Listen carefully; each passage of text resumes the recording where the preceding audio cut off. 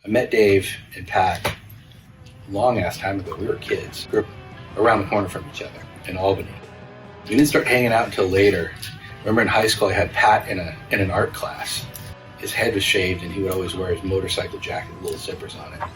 But one day he was riding his skateboard under the train tracks, under the BART tracks, and some guys lit him up with a pipe. He came in and half of his face was just bruised and black and blue. He looked so tough, man, it was funny. You sat down with him and he's just the funniest, like sweetest guy. His smile was huge and nothing he said ever made any sense whatsoever. He was like off in the stratosphere, like he was just not grounded by reality at all. I sit on my porch and play guitar with my shirt off. And he would sit in art class and draw his little cartoon figures. I just thought he was great. And Dave, he was playing in Operation Ivy. First time I saw Operation Ivy, our high school bands played together in a rec center. And it was fun. There were some people there. And then Operation Ivy showed up and this entirely different crowd. And 200 punks shows up. And they got, just all their colored hair and everything. It was amazing. And they start playing and it was the most incredible. I had never really seen. I'd seen Dave play like metal and stuff and I knew he could sort of play the drums, but boy, he was incredible. And it was just the first song, bam, popped the snare head. And I remember him holding up the snare head. He felt so bad, like, oh my God. Had to run to his house and get a new snare drum.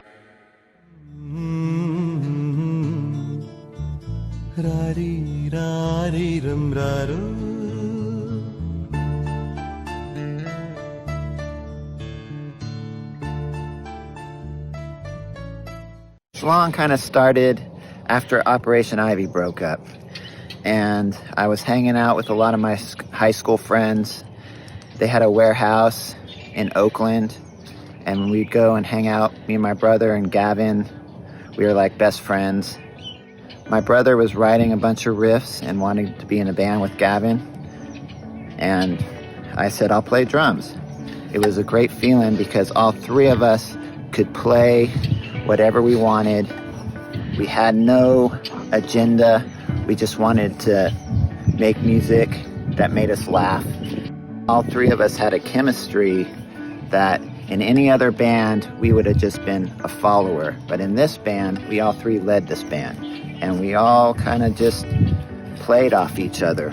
We really liked weird music, all three of us. So we just started playing a bunch of weird shit all the time. And just, we'd just crank out songs. We'd write songs, and I don't know how we did it. There were all these parts to it. And I guess none of us are really thinking about anything else except for just this weird fucking music. We needed a name.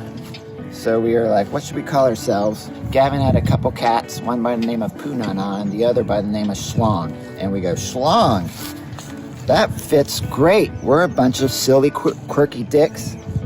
That's gonna work well. So we picked Schlong, and after that, we tried to get shows, and it took a while, but then we got a few shows, and our sound was really blossoming at this time. We all had one thing in common, and that was we loved Victim's Family. Victim's Family, they were really groovy and had lots of different riffs that went on top of each other and made the audience dance.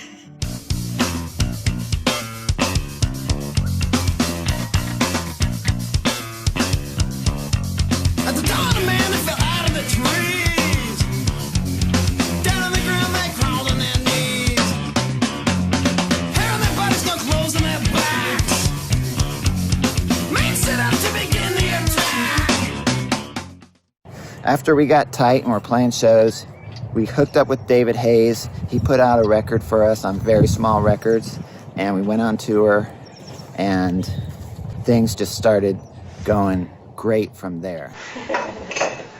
Okay, you have to introduce us to David Hayes. Because David Hayes needs no introduction. Well, for all the... Everybody knows. I know Green Day. Now here you go again, say what you're afraid of. Who am I to bring you down? Go right back to the place where you feel like a listen carefully to the sound. Loneliness like a heartbeat round your head. Still you don't remember what you had. What you lost, what you had, what you lost. Thunder only happens when it's raining. Players only love you when they're playing. They will come and they will go.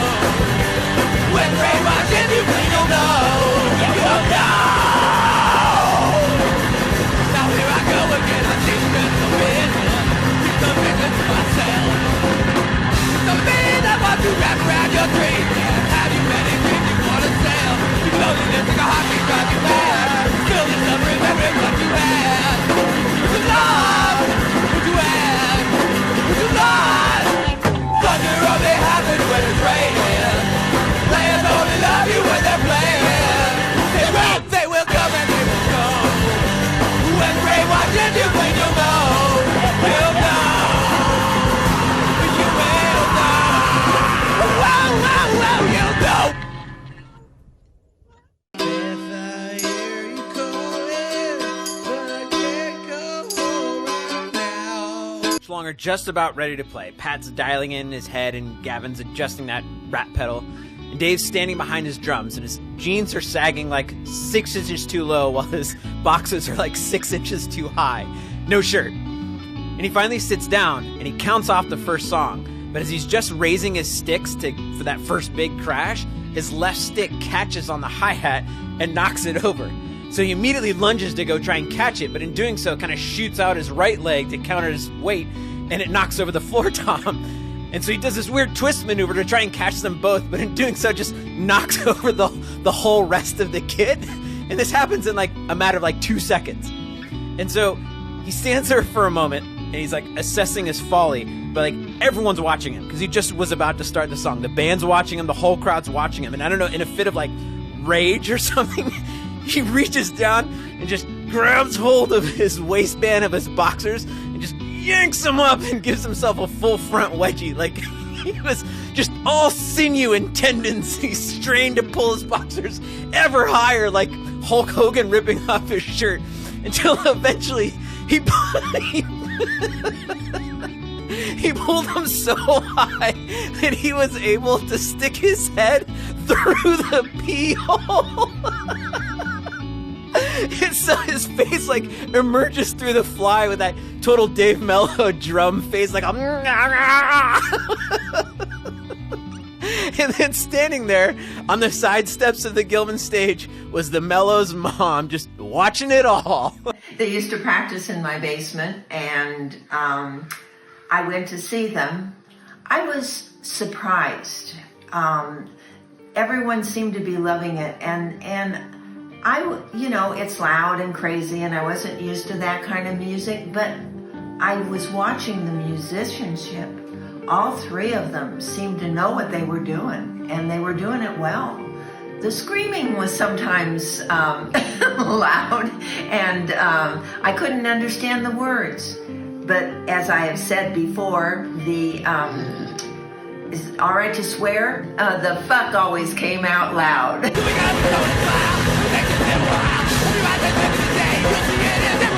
Don't stop thinking about tomorrow. Don't stop, it'll soon be here.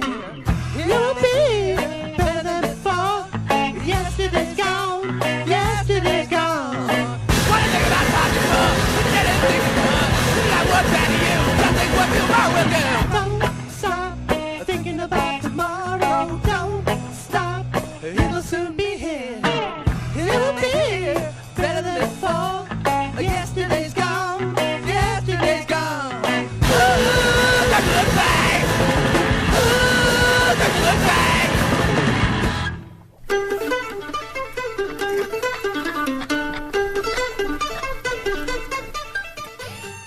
Schlong has a classic 7-inch called Tumors. It is a song-by-song remake of the Fleetwood Mac and Cheese album, Rumors, which is just, let's just be honest, it's bullshit. Nobody fucking likes that shit. But this is so good. It is fast, it is screechy, it is falsetto-y. Schlong is just a ridiculous experience. It's like no other band you've ever heard of. I would highly recommend you go see them live. You probably can't because they haven't played in many years, but find some Schlong, play some Schlong, pull out your Schlong, and have a Schlong evening, everybody. I Schlong and love you. After our first tour, you know, things are just gelling. We're writing lots of songs, we're recording, we're coming up with ideas.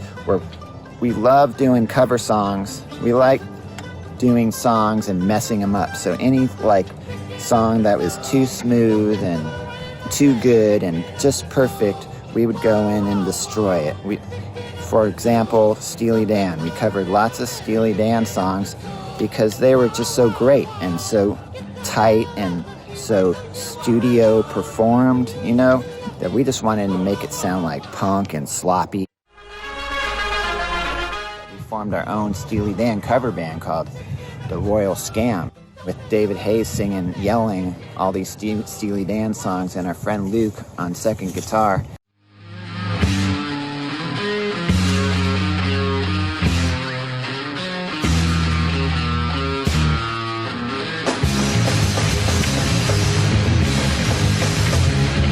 I've seen your... Me and Gavin, we have the Fleetwood Mac Rumors record, and we're all, dude, this record is like hit to hit, you know, from top to bottom. It's just like chock full of hits. It's probably one of the biggest selling records of all time. Can we screw it up? And I think David Hayes or someone just dared us to do that. And when anyone dared us to do anything, we always did it. So we said, we're gonna screw up this record, and that's how the Tumors thing started. It started with a dare, and then we just did it. And it turned out awesome.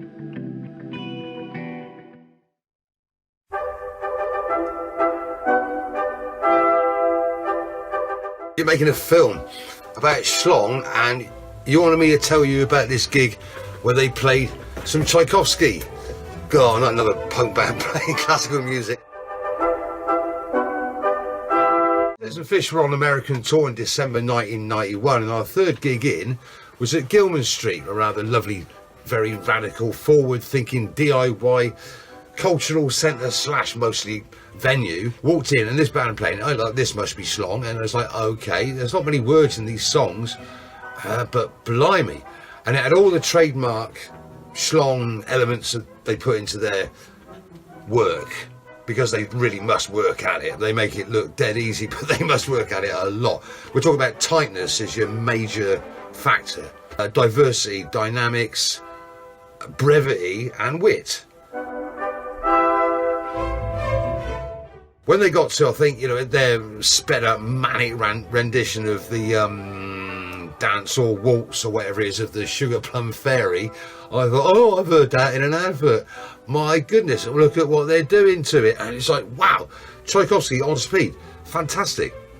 Yeah, for for a punk band to do that, for any band to do that, really. But that just typified Schlong's outlook on life. They had nothing to prove, and they had nothing to lose, and there were no expectations, and like, perfect place for a band to get inventive in. They truly were one of the most inventive bands going, and for them to do a cover of a whole Tchaikovsky work, album, whatever you call it, was mind-blowingly dexterous of them. I wanted to play bluegrass music, so we said, let's start a bluegrass band, and we called it Three Finger Spread. Dave had the idea to make a bluegrass band. They basically locked me in a room with a banjo and a 12-pack of Olympia and made me learn every single Journey song. We got a banjo and gave it to Gavin and said, Gavin, learn this banjo. We locked him in his room with a CD box set of Journey, and in 5 hours, he was playing banjo to every single Journey song. My ability to play music pretty much comes from Journey. Journey was the first vinyl record that I ever bought. And we had pianos in my house. And I sat around playing Journey Escape over and over and over and banging out Don't Stop Believing in Who's Crying Now until I learned how to play the fucking piano.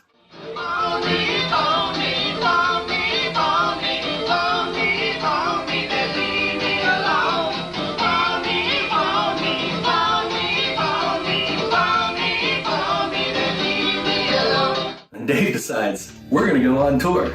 We didn't have a fucking plan or anything, so one summer we just packed everything up. Threw Jeff Templeton in our van, made him play bass. Pat played mandolin, had a banjo. We jumped on Buzz Oven's tour. They were coming through and we just said, we're coming on tour with you. And we just decided we were gonna open for him. And so we did. The kids, a lot of them really were not into that. Like, what the fuck is this shit? I remember at one place we got shit thrown at us for getting heckled and everything. And we were just saying, hey Dave, follow my lead. And we just started singing.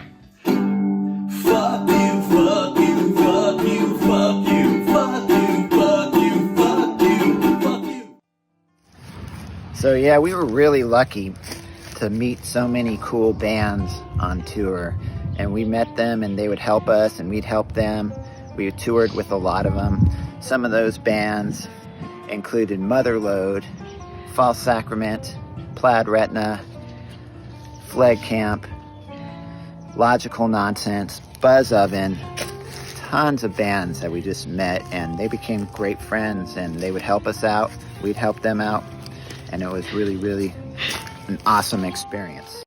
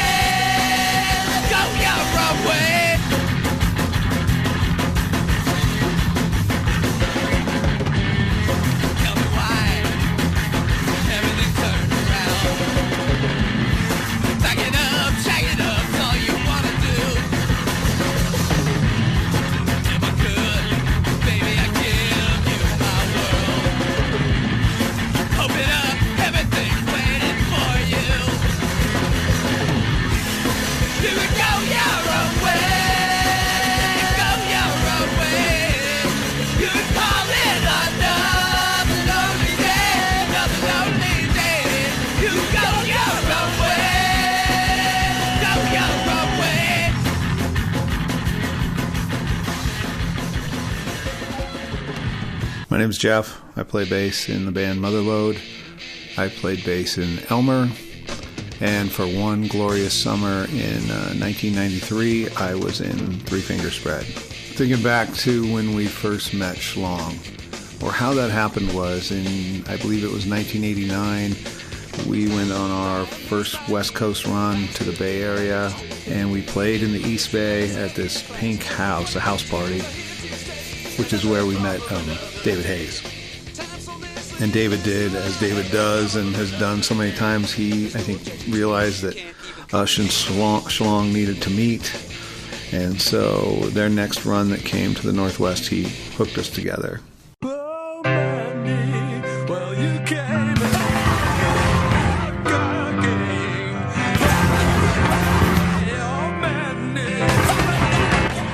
I can remember the first few times seeing them just kind of being, I don't know, dumbstruck. Just watching them, and it was like they were taking musical genres and styles and using them as stepping stones on some demented journey that you never knew where it was going to go, because it could turn on a dime and be some weird off-time country thing, or into some fucked up jazz time signature, or it could go to a nursery rhyme or to a sappy 70s rock song. You just never knew, but the journey was amazing, and the musicianship was fucking unbelievable. And so I'm sure I was just standing there, mouth agape, kind of stunned, but just wanting to see where it went and what was going to happen. It was amazing. I loved it.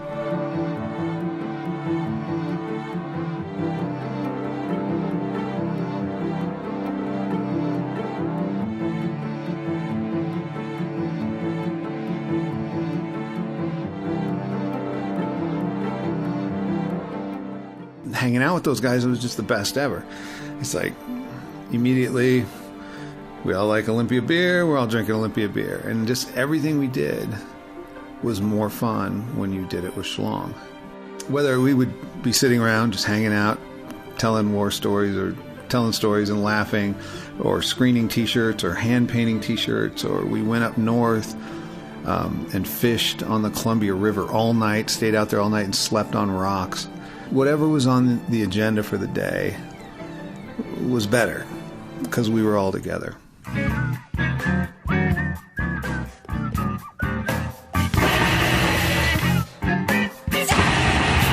Sick and Tired was a three-piece prog party punk band in the 90s. Daryl played drums, Murphy was on bass and sang, and I played guitar and sang. We were kind of a prog party punk thing going on. We didn't really fit in with the Detroit 90s scene, which was pretty gritty, a lot of metal, a lot of hardcore bands, crossover. It was pretty dark. Everyone seemed to kind of have a weird attitude. We didn't really fit in with our goofiness. So we started writing our own stuff and going out on the road. Sick and Tired's first tour was through the Midwest, and we went down into Texas. And about halfway through the tour, we realized that we were one city behind G.G. Allen on his tour. So every time we'd get to a show, it would be shut down from something that he did the night before.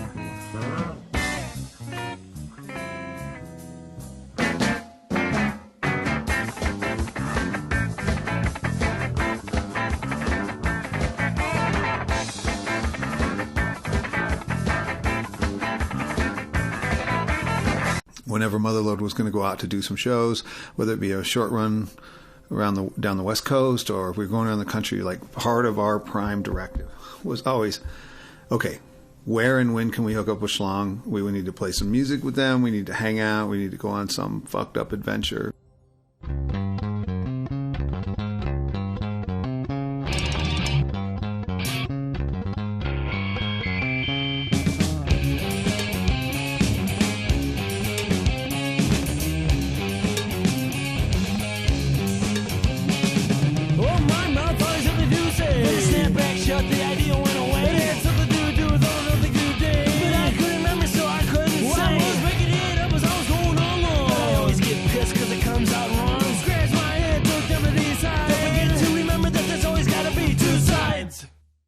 There was always some kind of madness going on tour.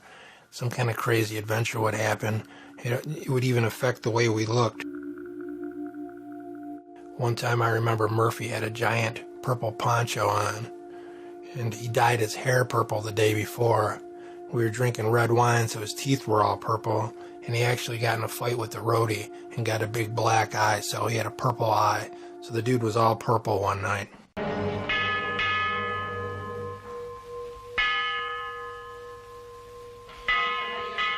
Hello, my name is Pat. I'm an alcoholic. I have a bladder problem, and I'm in love. Not to get too metaphysical or anything of that sort, but there is a mythical, transcendent quality to Pat Mello, which is different than than the rest of us. It's like he sees things on a different level and understands some things that we can't picture. And so when we were traveling with Three Finger Spread, he would say something, and I would kind of look at him like, whoa, thinking, what the fuck are you talking about? And then, like, something would happen that would somewhat be in line with what he was talking about, and he would look at me in the corner of his eyes and go, and he like, had prophetically somehow envisioned something that was going on. I know that sounds fucking nuts, but there's a truth to it. He had this little rubber shark that he would carry around with him, and when things wouldn't work, when the motor wouldn't start or the amp wouldn't work or something was broken, he would shake the shark over it and make it work. Yeah, and so we played a lot of cards, a lot of card drinking games on that tour. And I remember Pat and I started doing this thing just back and forth, he and I, and we would have the cards in my hand, and then you would try, he would try to guess as the other guy cut the cards what it was going to be. And sometimes we would get like close, or the right suit or the right number every once in a while. And then one night we were sitting on this couch and I had the cards in my hand, and he looked at me like that sideways glance that he does out of the corner of his eye. And he said, 9 of clubs. 9 of clubs. I closed the deck, put it back on the deck, and he said, Jack of spades. Jack of spades. I closed the deck, 2 of diamonds. 2 of diamonds. 3 times in a fucking row. He nailed it on the spot, and I was dumbstruck, fucking just floored, because I had the deck. There was no way that he'd been manipulating the deck. He was sitting 3 feet from me. It was just, it blew my mind.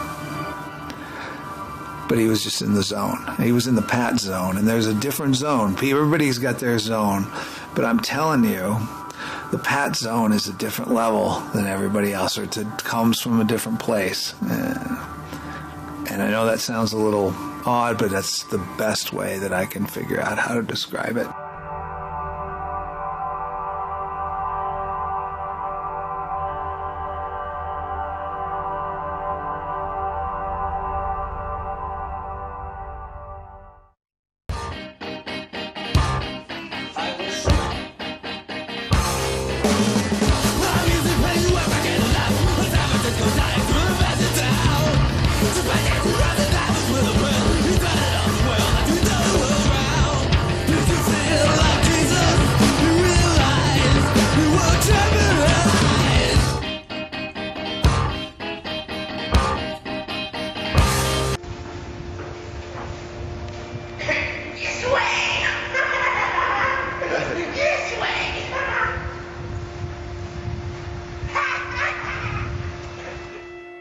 When you're on tour, visiting breweries is a real high point, and sometimes we would tour independently and meet up in certain places on the map. And I remember wanting to tour the Oli Brewery with them because that would be like, you know, Ghostbusters, where they get the keymaster and the gatekeeper together. But we missed each other, so we would catch up and compare notes.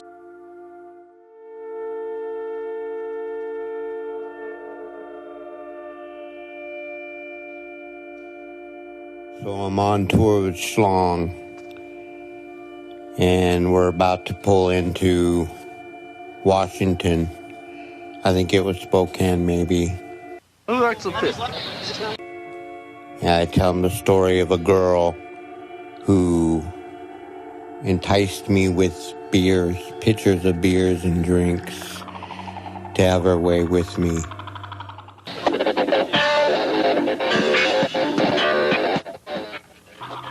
I plead with the guys, whatever you do, do not let this girl take me from your sight. She will walk up with beer, and she will get me that way. Gavin, immediately. We won't let that happen. Sure enough, we're there. Guys are set up to play. She comes up, she's got beer. We start drinking. Bam, she gets me. I got this home! Now I will!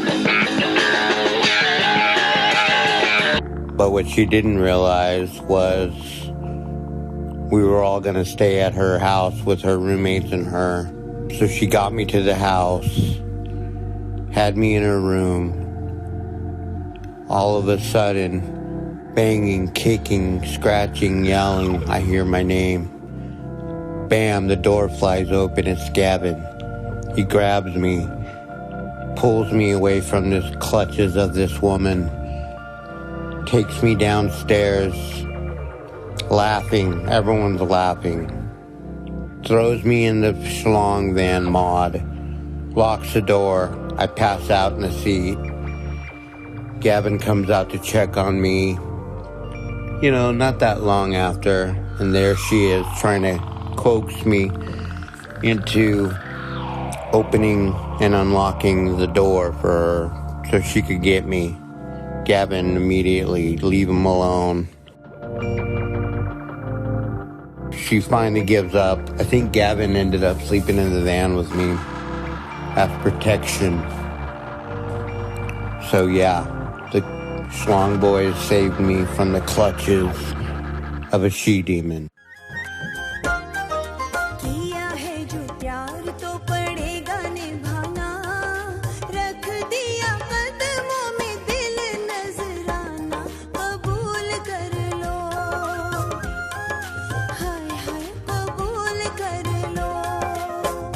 है जो प्यार तो पड़ेगा निभाना रख दिया कदमों में दिल नजराना कबूल कर लो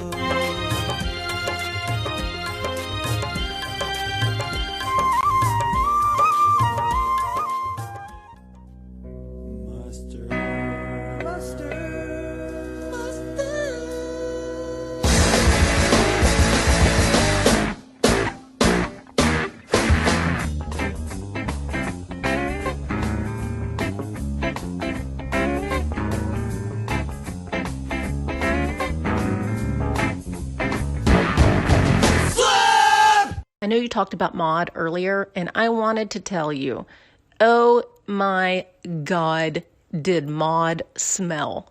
Can you imagine the odor of that van carrying around a bunch of crusty punks day after day, week after week, month after month, and year after year of touring? Those nasty ass boys and dreads and feet. Ugh, Maud stunk so bad.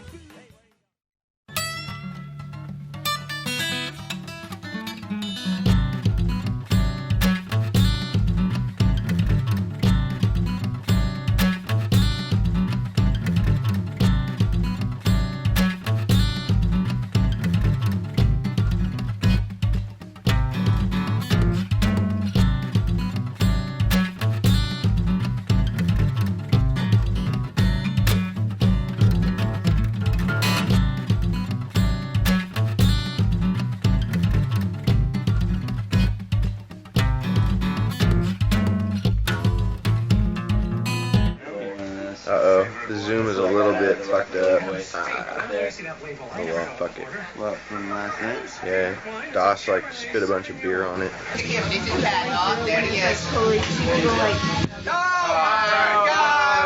Oh shit, Someone give Cookie Monster a kiss.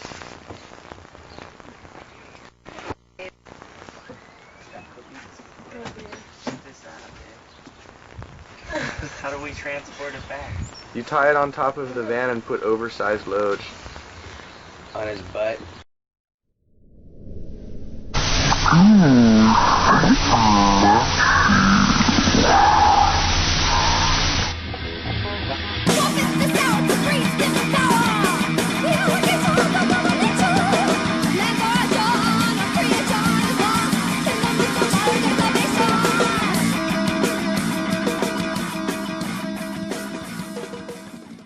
Where would I even begin? Schlong, on the road. Wow. What a great way to get to California. When you need a ride, you call someone up out of the blue. Hey, can you give me a ride? They show up. Throw you in the van. Bunch of stinky punk rockers. I mean, can't go wrong. 3 weeks. Clear across the country. They swooped down, picked me up. They were on the road as a, 3-finger spread. Took them by to see my grandparents. That was great. They took one look at the Mello brothers and almost died. My grandma, she's like 4'10". She's like, oh my God, sit down, eat, you two, eat. Canada was an interesting trip with those guys. You know, they tell me, hey, take the cigarettes, take the booze, you know. So we pick up a bunch of 40s and cartons of cigarettes and we take them up to Montreal and Toronto, trade them. In the middle of nowhere, kids would just come up by the hundreds to these shows. Little venues, whether it be someone's house, a community center. Every car in the parking lot had different plates. Every car had 4 or 5 kids. Every town we went to, they had a huge following of people that would put them up, help the shows happen, help other bands that were involved.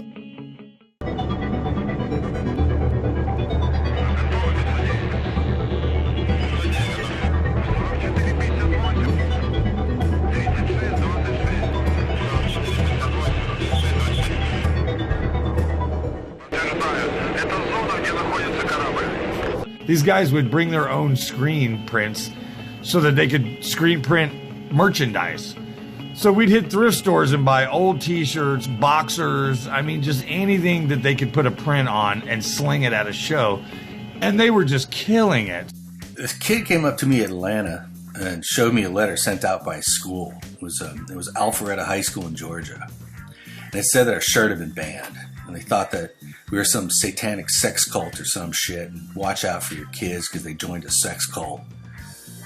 And anyway, that year, that tour, we had t-shirts with a picture of a dog fucking a pig. So we offered a free shirt to anyone who showed us an Alpharetta High ID on the condition that they wore it to school the following Monday. A shit ton of kids took us up on that. We sold out of the rest of our shirts and had to put in for more.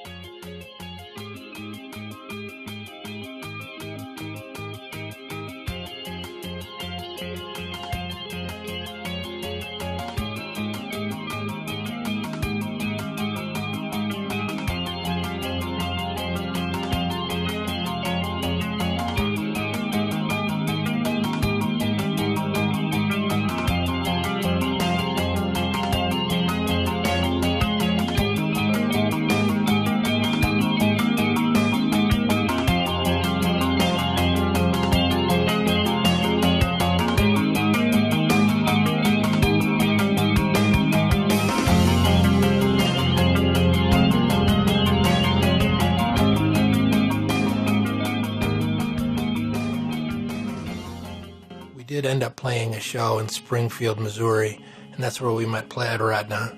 We clicked instantly with those guys, have been brothers ever since.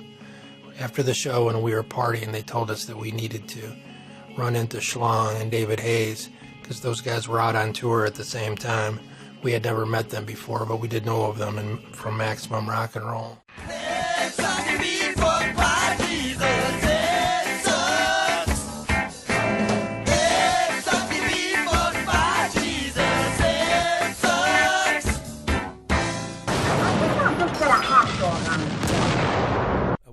guys from Sick and Tired. I think it was the spring of 1992. We're coming in from Toronto. We had just played in Toronto. We made the gruesome mistake of trying to cross over the Ambassador Bridge crossing into the United States, into Detroit. Man, of course, they're stinking, looking like shit. Of course they pulled us over. They pulled us over and they were just like, you guys are on drugs. And like, no, we're just fucked up, man. We just haven't slept very much. And and, you know, I think at the time Pat was rolling his own cigarette. So they found like a roach in his pocket. They proceeded to just rip apart our fucking van. They just, you know, they tore it apart and they strip searched us and walked into this room, and this fucking cop had my underwear laid out on the table. And he's like, the dogs went crazy on this bag. And it's like, yeah, dude, I haven't done laundry in a few days, man. You didn't touch those with your hands, did you? Anyway, they just fucked with us for a long time. And you know, so they let us go. They put our van back together and after shredding it to pieces, and we went to Detroit and played the worst fucking show we've ever played. You know, I wouldn't even call it a show. I don't know what it was. And it was just, I mean, it was just fucking terrible. Nothing stayed in tune. I think I broke a string and didn't have an extra one. And we forgot the songs, and we're just all strung out and fucked up. Afterwards, these guys walk up and they introduce themselves. It's Dave Petrie and it's Daryl and Aaron Murphy. And Aaron Murphy is smiling his ass off, and he's like, hey, man, that was so fun. They were like, that was terrible. It's like, no, man. He came and they brought us a bunch of beer, and immediately just like seeing Aaron Murphy smile. I remember this. He was just smiling, and he had such a good attitude about everything. Instantly, like the weight of the day just kind of melted off my shoulders. And it was just like, wound up hanging out with these guys and just having the best fucking time. And they're the best people. Dave Petrie is one of the smartest, wittiest motherfucking musicians I've ever met in my entire life. And, you know, Murphy really, really put everybody at ease because he was just smiling. And even the time they didn't let us back into fucking Canada. And Murphy came up and he could tell he felt fucking horrible. And he told the story about, you know, when he was 18 years old, he got busted with some weed or something and tried to outrun some border guards on a BMX bike. We did end up seeing Schlong when they came to Detroit. I remember we were parked in the parking lot, and it was next to a liquor store, and we're in the van partying before the show, and this California dude comes walking out of the liquor store with a 40 ounce, and I just knew that it was one of those guys. It ended up being David Hayes, and he came into the van and we partied, and we've been brothers ever since. Beef, turkey, chicken.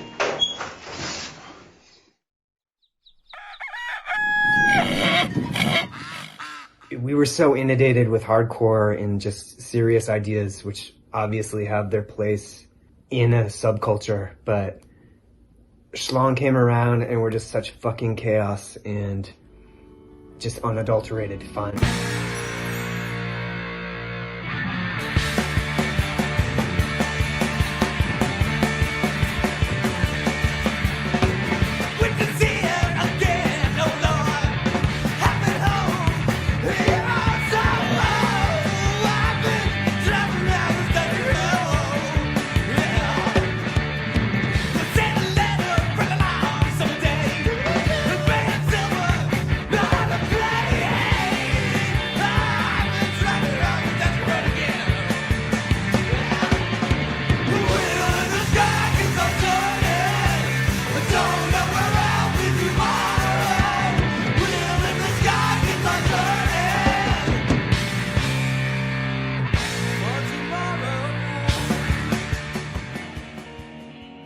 We met up with Schlong in North Dakota, and David Hayes had booked a week up in Canada.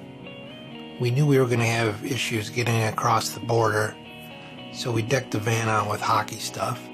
We had a goalie mask hanging off the mirror and a Red Wings jersey on, and Dave Mello had a hockey stick that he brought on tour for good luck.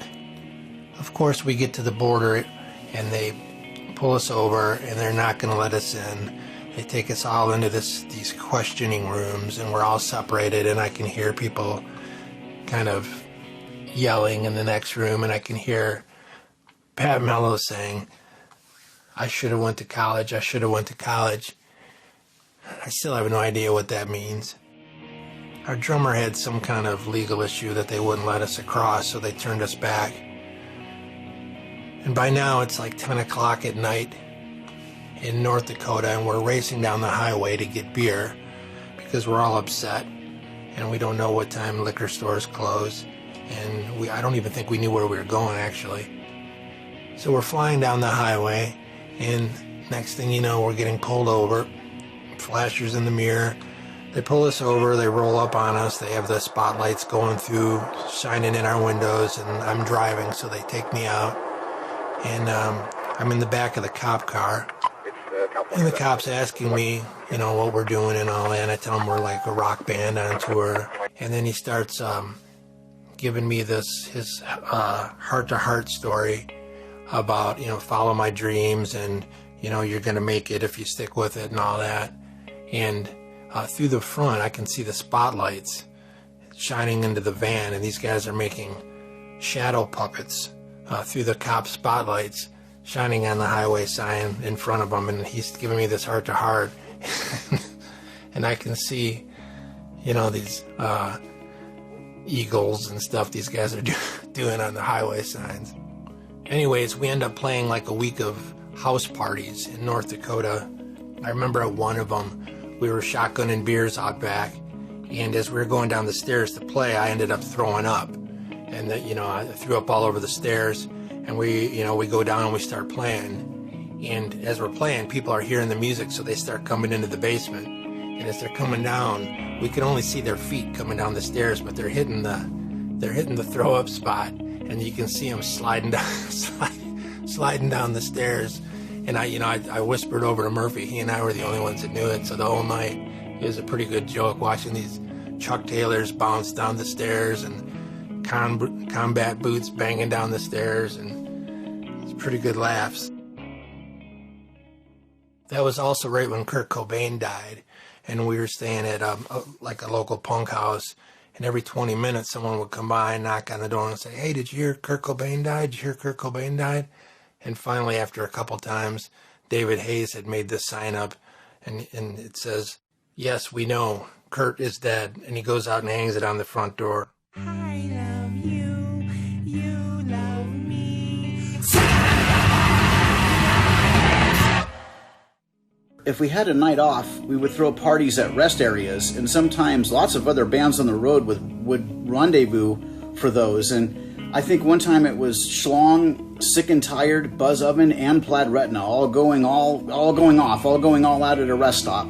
And since none of us were playing, we didn't have to wait for our sets to be over, so we could start the festivities as soon as possible.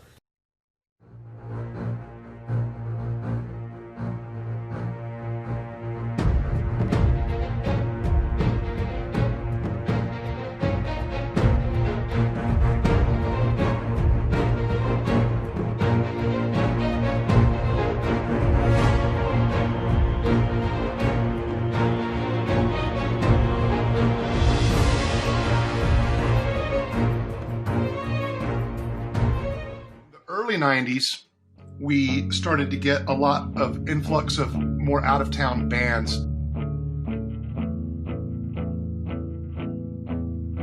Schlong fit perfectly with the being able to breathe aspect of the Birmingham scene at that time period. The Nazis were all pushed back into their little holes, and all of a sudden, here's this band that's like the most fun band you could ever stand in front of. Just hilarious, awesome guys playing killer music, and just the whole place going wild and having fun again, like punk rock shows used to be. And it really hit Birmingham like a bomb.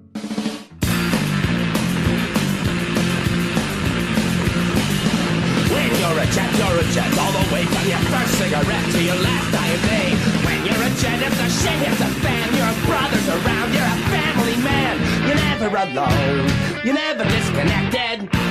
You're home with your own, when company's expected. They had a good time their first time, so then they came back the next time. I'll say goodbye to love, no one ever gets it by the live or die. It was always like, well, what do we got to look forward to this summer? Well, Schlong's going to be here eventually. So, you know, and they came through with some great bands like Nuisance and Buzz Oven.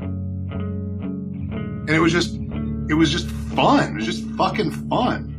And we all became friends instantly. You know, it'd be like, they'd have a day off. We'd party for 2 days before they finally played the show. Like, we had a big baby pool out in the front yard and drinking draft beer out of milk jugs that you could get from the liquor store for like super cheap. And then have like water balloon fights. To this day, I'm still very, very close with Gavin. He and I are really good friends. He claims that I gave him his first buffalo chicken wing, but I don't see how that's at all possible. He was too old. He had to have had a chicken wing at that point.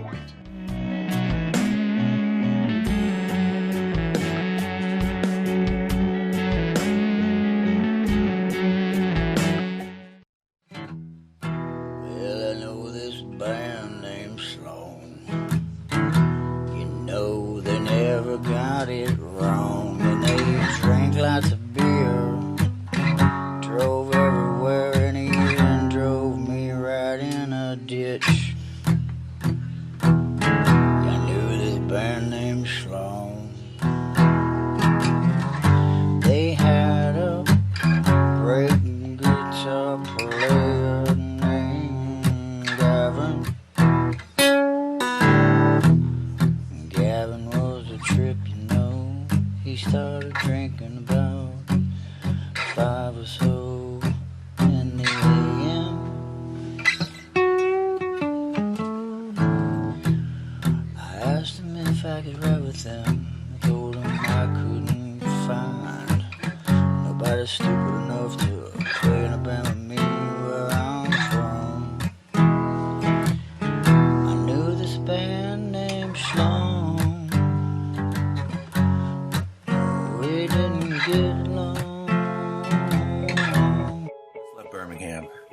Kirk Fisher came with us on the stretch of tour. He was looking for a bunch of musicians to make his band, which would become Buzz Oven.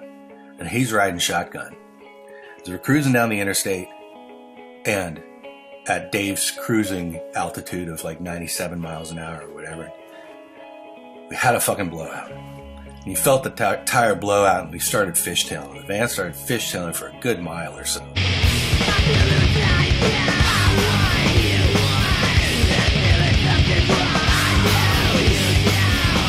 The whole time, Kirk is screaming. And from the front seat, his voice goes up like 3 octaves. He sounds like he made his vocals for Buzz Oven. He's screaming, "How do I put this seatbelt on? How do I put this seatbelt on?" He's freaking out.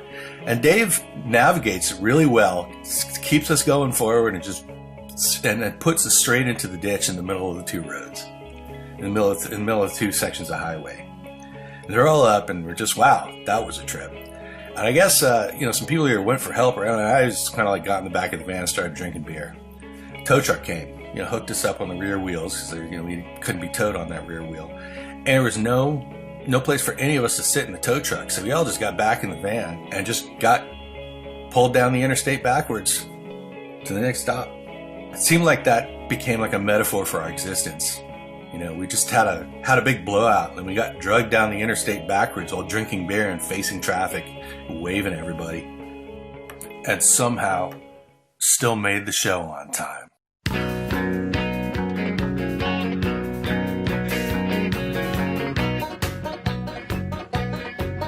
Dear kindly Sergeant Krupke, you gotta understand, it's just our bringing up key that gets us out of hand. Our brothers all are junkies, our fathers all are drunks. Golly Moses, naturally we're punchy. Officer Krupke, we're very upset. We never had the love that every boy ought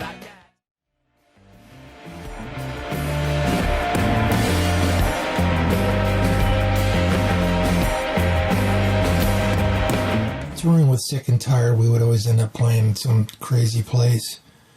We played at this cave in Las Vegas. You park on this dirt road and you carry your equipment up the side of a mountain, and they would have generators in there. I remember walking in through this hole down into the cave, and there'd be like this Tasmanian devil dust pit going around, and it was like really kick-ass. You could see the strip below, and the light from the pyramid was shining up. The wackiest part about it was after the show, when we started carrying our stuff up, these police helicopters came with the spotlights, and everybody's scrambling everywhere. The coolest place Sick and Tired ever played was at Bela Lugosi's old house.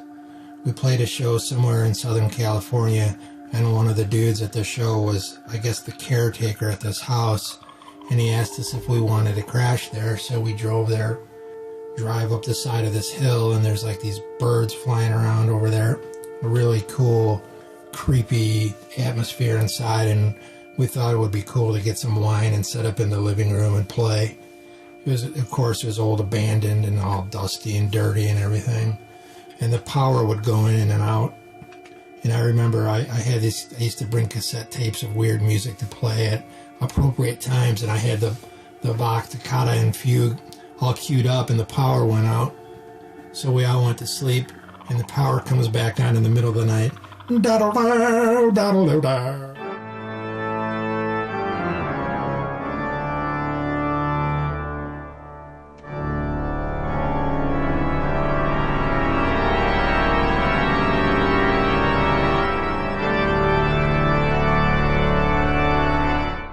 So we first met Kirk Fisher in 1991 in the summer in Charlotte. And he was like this sweet metalhead nerd guy. He was super helpful. He booked a bunch of shows for us throughout the Carolinas and Virginia. He told us when we got to Charlotte, he was gonna come. He wanted to come along on the road with us. And so we're like, sure. And he jumped in the van, and he was a great roadie. He started acting a little odd. Like he's still, riding around in our van. And he started demanding that he sleep with Muppet babies. And so he needed to sleep. It started with baby Kermit. And then, he needed baby Big Bird as well. And so we just kept having to find these Muppet babies and so he could sleep. Otherwise he was just kind of too obnoxious. And he asked him about it. He was just like, fuck you. And we're like, okay. And we figured he was writing lyrics, so we just left him alone. And then he wanted to sleep with underwear on his head. And you're like, what the fuck? And we just started fucking with him. He's like, fuck you. We're like, well, all right, more lyrics. Great. He's writing a whole album worth of shit here. And then he started screaming about his balls at one point. Like, fuck you, my balls. And if anybody remembers, that was a very early song of Buzz Oven. And then things really unraveled. I remember sitting there in the Frontier restaurant in Albuquerque in a booth with a couple guys from Logical Nonsense. One of them took out a snuff can, like a whole snuff can. And Kirk's just like, what's that? I'm like, it's some snuff. He's like, give me that.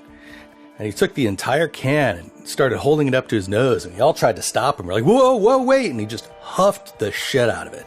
I think he just inhaled the entire fucking can all at once. We're like, oh my God. And you saw his eyes just roll back in his head. And we went, oh shit. And his face just face planted right onto the table. I think right into his fucking enchiladas. And we're like, damn, man, we killed Kirk. We're like, Kirk, you okay? And he gets up and his fucking tongue is just hanging out of his mouth. And it just wouldn't, and he just couldn't talk. He couldn't, he was just, no. And his tongue just would not go back in his fucking mouth. And the only thing we could understand, fuck you, my balls. And we're like, Rick, he's still screaming, he's still writing lyrics about his balls. And then he just started licking shit. Started licking, he was licking statues and just licking these, like, Kirk, what the fuck are you doing? Fuck you, my balls. And one day, he fucked a gorilla. And we just we're at this little amusement park thing, and he just got up behind this giant fucking gorilla and just fucked it. And like, Kirk, what the hell are you doing? And he just started screaming about Bigfoot or something and fuck you, my balls. I mean, great. All right. Well, he's got a whole album worth of fucking lyrics right here. Man, Kirk, I don't know what the fuck. Then he just disappeared sometime. Just south of San Antonio. We were screaming about Bigfoot still, his balls and Bigfoot. But yeah, touring with those guys was a riot. Their music wasn't like anything that I would would even attempt to play. I wasn't that good of a musician, for one. But, secondly, it was like I really enjoyed those people, and their music was just absolutely amazing how they were all over the place with styles. And, it made absolutely no sense, and there was no, comparing them to anybody else, really, at all. And they were three completely unique and different individuals. Dave Mello was always fun to be around. I probably hit it off with Gavin the best, and Pat, of course. We dated for a while. Yeah, me and Pat were in love, but love fades. And Pat couldn't handle me. I was, I got too jealous and threw my high heels at him on occasions.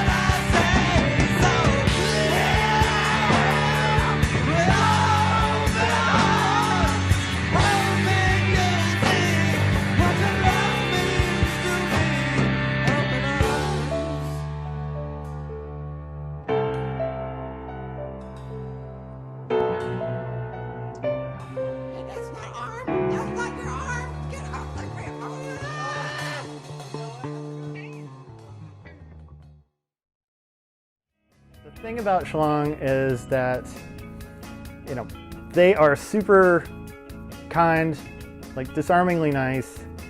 You stay up all night drinking beer with you, joking. They seem to know everyone. They toured so much and they made so many great friends and know so many wonderful humans. You look at their output, like the number of albums they put out, the number of tours that they've done. They have a crazy work ethic and tenacity towards ideas. Sick and Tired used to do The Gambler by Kenny Rogers. Dave Mello heard it and said, "You guys should learn enough song to put out a whole record of that." I think he was joking, or we were partying or something. But we went home and we learned 7 or 8 Kenny Rogers songs and sent him the master tape. He ended up putting it out on Bone Length Records. Totally inspired by Schlong.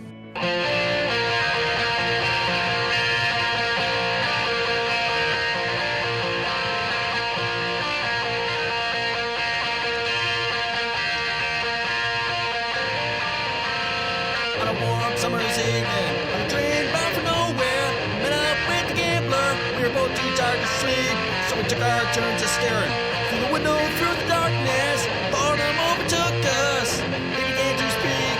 Said, "Son, I've had a lifetime out of reading people's faces, knowing what the cards were by the way they held their eyes. So if you don't mind me saying, I can see you're out of bases for a taste of your whiskey.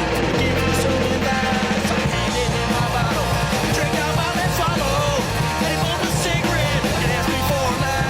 But not even quiet. His face lost all expression.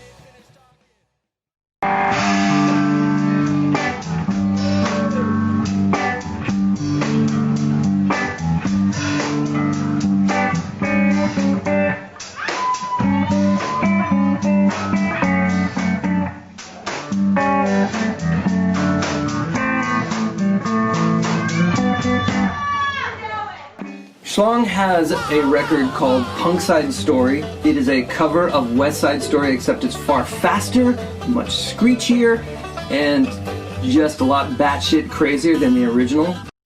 Maria, most beautiful sound I ever heard. Punk Side Story is an album that Schlong did in 1994, and it's effectively a beer-fueled punk rock version of West Side Story. And in it, Schlong largely serves as the orchestra, and a collection of greater Bay Area punk rock musicians serves as the ensemble cast. Nothing for me but Maria. Every sight that I see is Maria. Tony! The most beautiful sound I ever heard.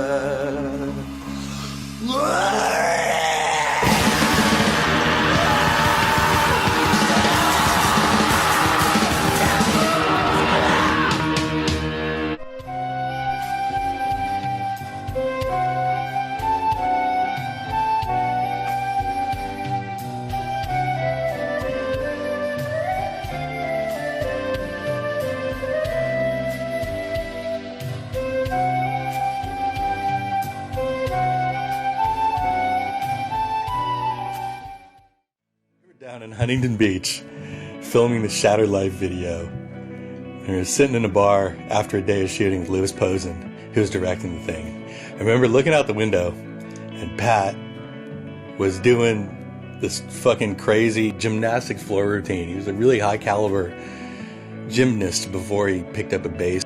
He's flip-flopping through the streets, and people are buying him beers, and pitchers kept showing up on our table, so he kept going. And then he starts singing. And he started singing Maria from the West Side Story, and some people started singing along with him. And so he said, "We're going to cover the entire West Side Story soundtrack." And then Louis goes, "Okay, cool, I'll put it out." And, you know, Hopeless Records was just like, I think they just had one release at the time. And so, you know, me just being drunk and agreeable said, "Okay, cool." I think we were home for about 2 days before Louis called me and said, "Okay, so I booked you some studio time at Polymorph, and y'all have 5 days or whatever, and it's, you know, in a couple months. Does that give you enough time?" Like, huh? Okay, cool, okay. Anyway, Punk Side Story became Hopeless's second release.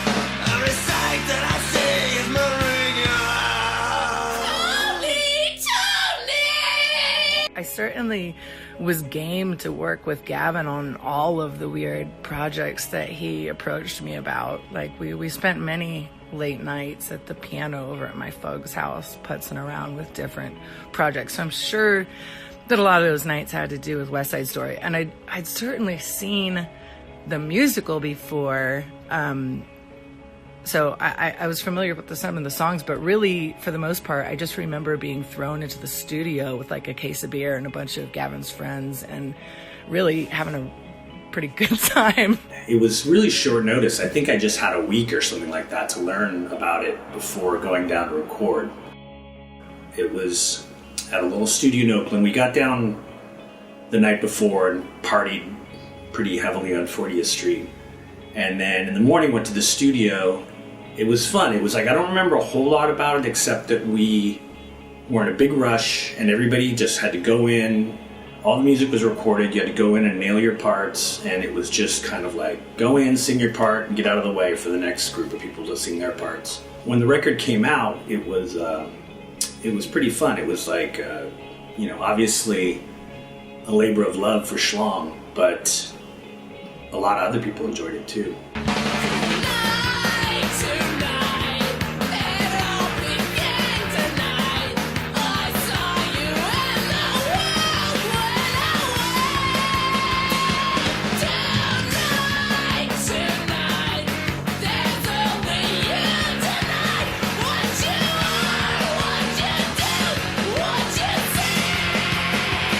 say a year or so, maybe a couple of years after that, I received this unmarked letter in the mail. I have it here. I found a copy.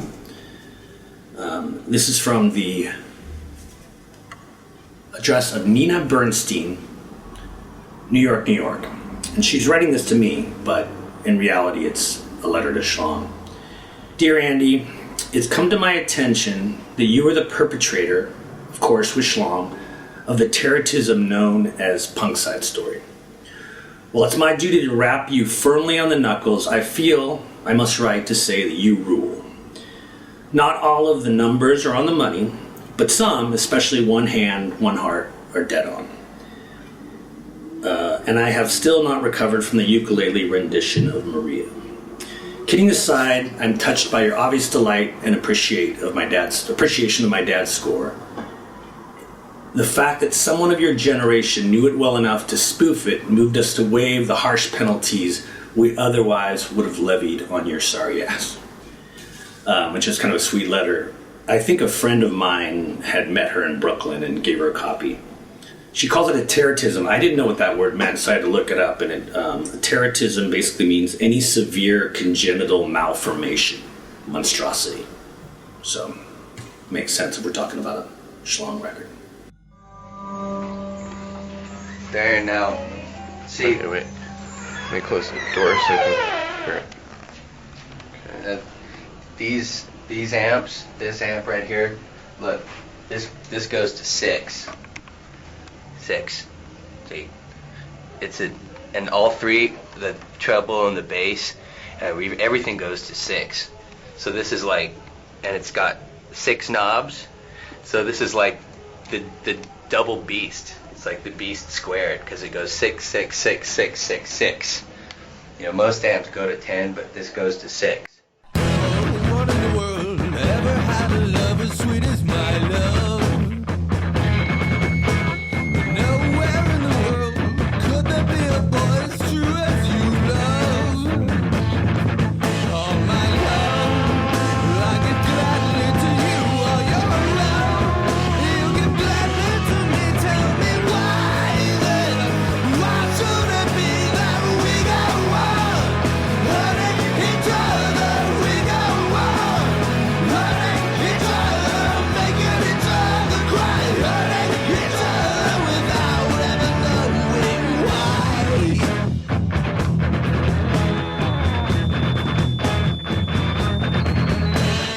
Closer than leaves on a weeping willow, baby, we are.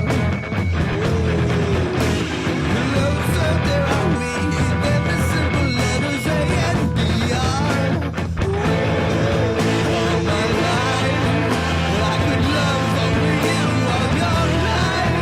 You could love only me, tell me why then? Why should it be that we go on hurting each other? We go on hurting each other, making each other cry, breaking each other's heart, tearing each other up. Can we stop hurting each other? Gotta stop hurting each other, making each other cry, breaking each other's heart, tearing each other apart.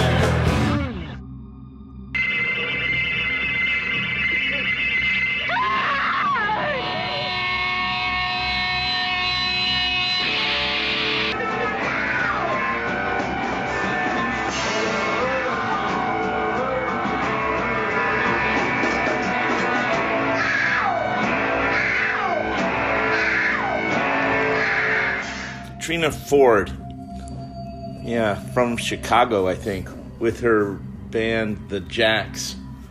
I can't say that I even knew her, but I was watching all the singers do their thing in the studio.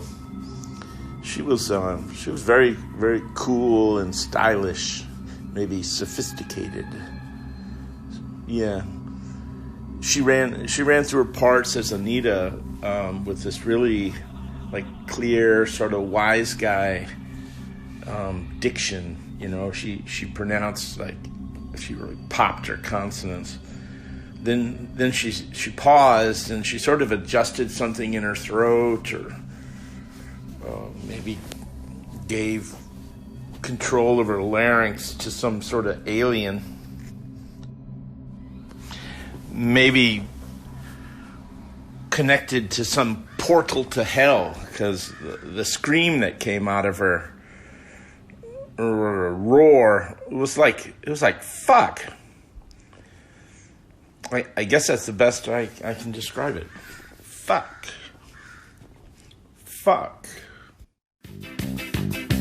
Here you are bringing you have pride. As long as you stay on your own side.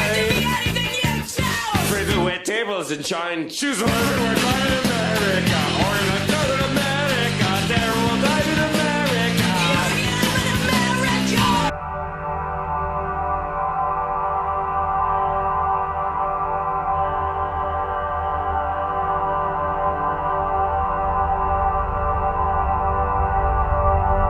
Pat Mello used to do this crazy thing when he was playing. His feet would flex like they were made out of rubber, and Murphy and I used to stand in the crowd and laugh our ass off. We would always have new nicknames for him. We'd call him Fancy Feet or Dazzle Dogs. Pat would totally be rocking, and he'd have this groove going on, and he'd be shifting his weight from one foot to the other, and we'd be dying laughing. It was hilarious.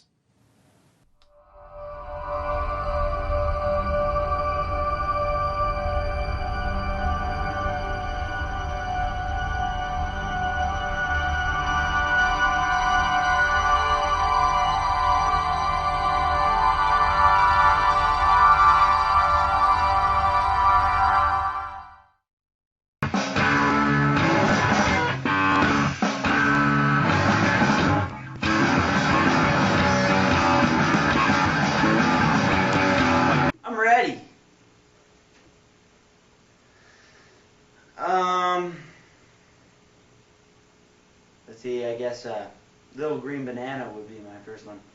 There's a little green banana. By the spring of 1995, Gilman was pretty hip to our brand of ridiculousness and booked us on the perfect day. April Fool's Day. We went down to Amoeba Records on Telegraph and hit their 25-cent CD bin and bought about a dozen just who knows what the fuck CDs. I think Mariah Carey's Thanksgiving album was in there, maybe some Kenny G. And we sketched out a fake record cover. And it was a sketch of a fish-looking thing with big, giant, googly eyes and a butt for a tail. And then we started listing off every butt and fish pun we possibly could. There was a Long John Silver's, Attack of the Toilet Trout, I See Food. So those were the fake track listings. And we printed out these fake record covers, tore the real CD covers out, and just replaced them with our fake ones. So April Fool's Day rolls around, and we get on stage at Gilman Street and announce to everybody that we had just recorded a new album. We just finished it, and it's called Fish Booty. It's been unreleased, but we have a few pre-releases here that we want to give away, and you just have to come up on stage and do something stupid for it. We wound up giving all those suckers away. And we had such a good time at that show. Afterwards, Pat comes up to me, and he just says, you know, now we need to write that album and release it. So we did. Cool.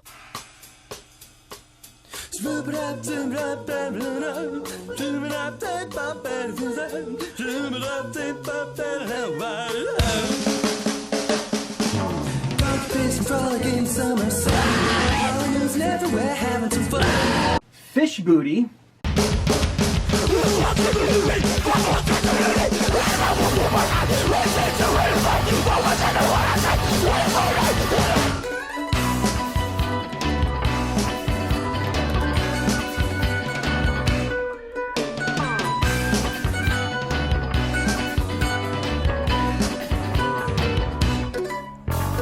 The opening track off of that album was a song called Mighty Dork and the Power Livers.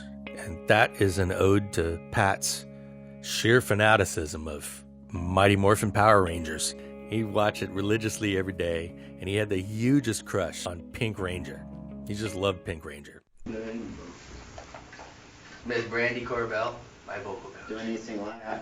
After playing so long in the grass, tires out in my forearm. I'm gonna give it Ready? 2 seconds. Have some brandy. Ho, ho, ho. Hey, hey, ho.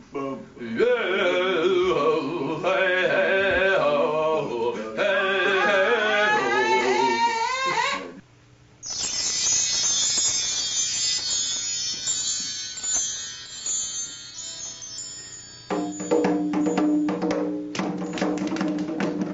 Cause I like the smell and I like the taste.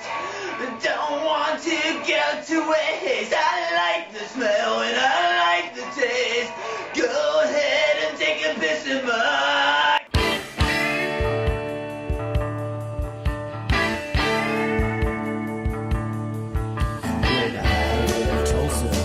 Generousness in your lady. God only knows what she gave herself. A guy like you. She called me crying. Said she's gonna have a baby. I'm gonna stay a green banana. Don't believe my tree and feed the world. I'm getting eaten by a monkey.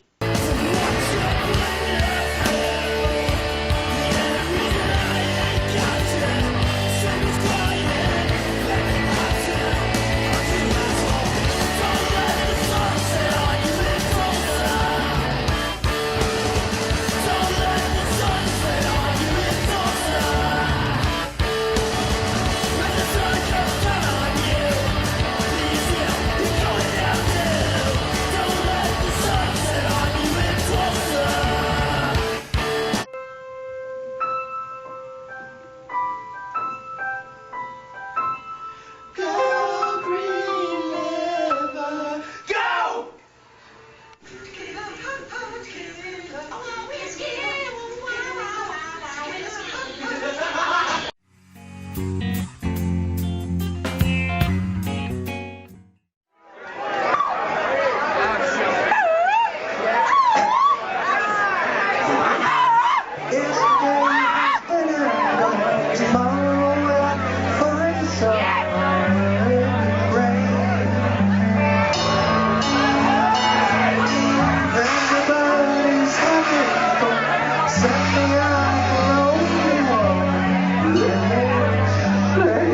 I played in the Voodoo Glow Skulls from, let's see, from 91 till 01.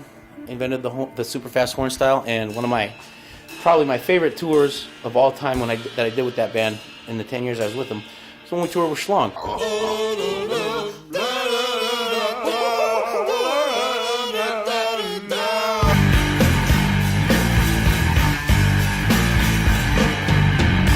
Check this out, and then we'll go to the next scene. Whoa, look at Legos. Laboratory, mad scientists. Later that fall, our good friends from Riverside, California, the Voodoo Glow Skulls, had asked us to come on tour with them. They just signed to Epitaph Records and released their first release with them, Firme, which was a great record. And they were going to go do a national tour to support it. They wanted us to support them. We're like, hell yeah. We're leaving here on our 95 tour. Time to go. Bye. I'll see y'all later. We'll see you in 2 months. See ya. Have a good tour. We'll have a great tour. It's gonna be good. Hi. See ya. All right. Bye. See ya. Hey, wait for me.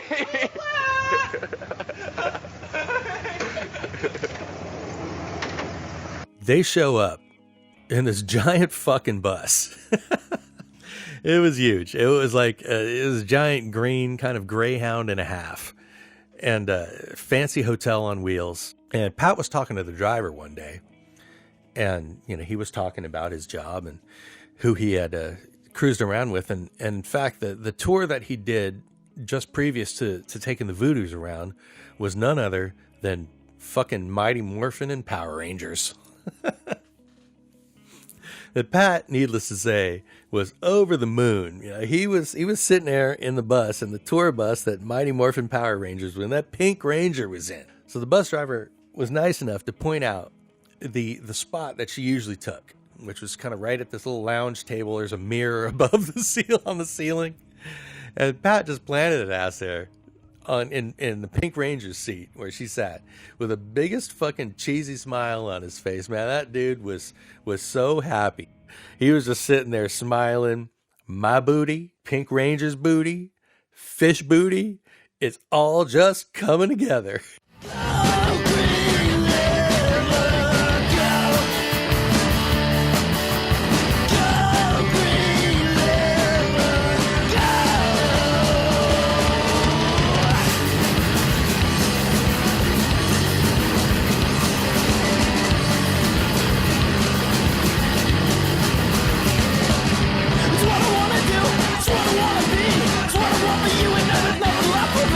I was a roadie for Schlong in the 1995 support tour of the Voodoo Glow Skulls.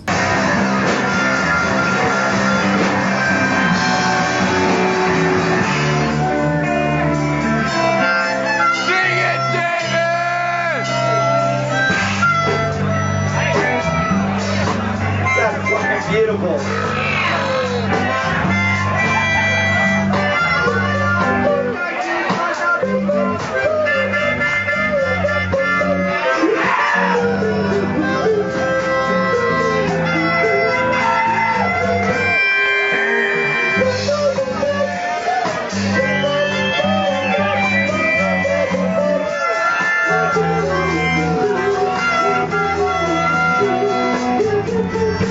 Voodoo Glow Skulls were great every night. Schlong was amazing every night. We had Hickey, The Rudiments, we had FIP, we had Against All Authority, we had 10-Foot Pole, Blue Meanies, Against All Authority. Twice? Twice, That's yes. fucking sweet.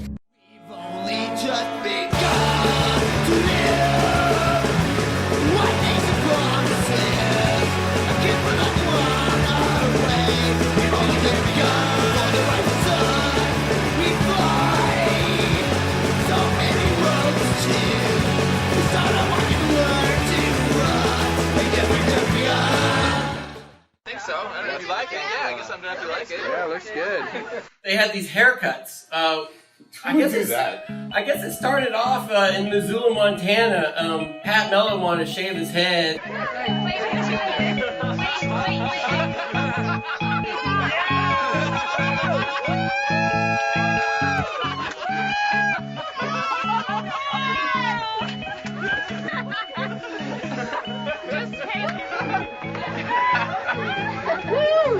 The haircut no man wants.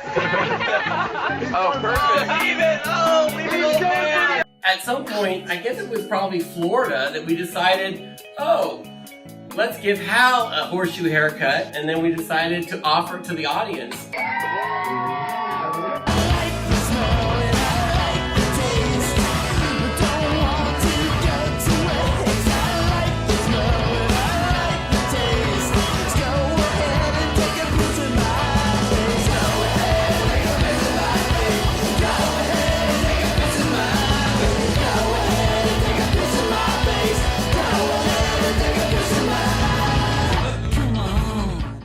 I kind of knew what I was in for with Schlong, but a lot of, little shitbag promoters like to put the OX up Ivy, just draw ticket sales, which of course it did.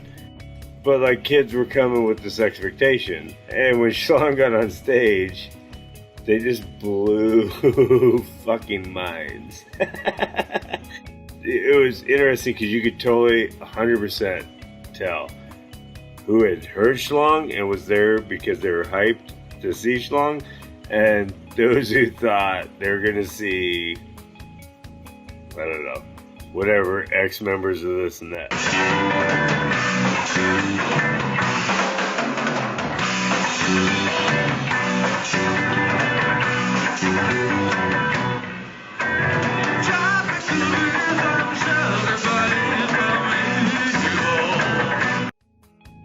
Sometimes they get booed, sometimes people were just in awe, and sometimes people were just like, yes, more and more. But they always got a reaction. Now this is probably my favorite picture of this bunch. Of course, that's the infamous Pat Mello. And there's me playing with Schlong. Now, when we were touring with him, I used to play like a couple of songs with him. I used to play Tuna Casserole and 3333, which are some of my favorite Schlong songs. And that was always like a privilege for me. I love doing that. I love playing with them. They're just such great musicians and such like awesome people.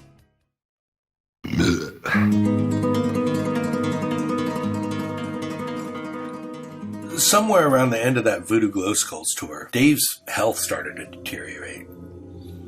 He wasn't eating much. I think he could hold food down. And got to Phoenix a little bit early. Found a bar with a happy hour.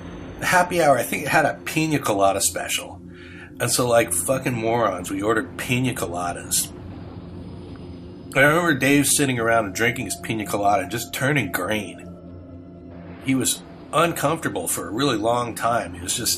He had lost a bunch of weight, couldn't really hold food down. And I remember that Dave is a tough motherfucker. He really doesn't like inconveniencing people. I've seen the man hold his fucking bladder for like 200 miles. So he didn't have to make the van stop to just inconvenience people. And so he was suffering pretty bad towards the end of this tour. And we had 2.5 extra weeks booked by ourselves after we got off tour with the Voodoos. I was getting a little concerned about it. And as soon as we played the last show with the Voodoo Glow Skulls, I remember just sitting down with him and talking and saying, dude, I don't know if we should do this. And for the first time, he just came straight up and looked at me and said, I think I need to go home and see a doctor. And I know that was like the toughest fucking thing for him to admit. And I just gave him a big old hug, got behind the wheel. We canceled the rest of the tour and drove straight home.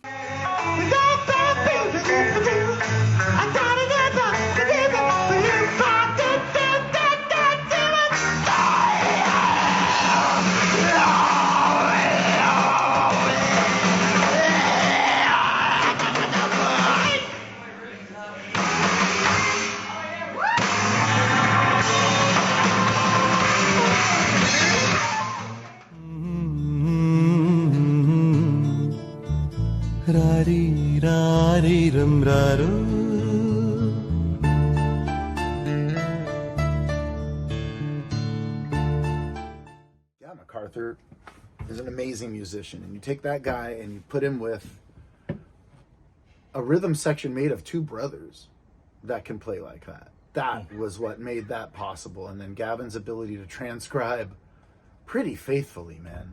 West Side Story to a punk band was amazing. Those chords, he's not playing power chords. It's not like he's playing, it's not like a bubblegum version. It's really, and Gavin spent 3 days straight down in his folks' basement.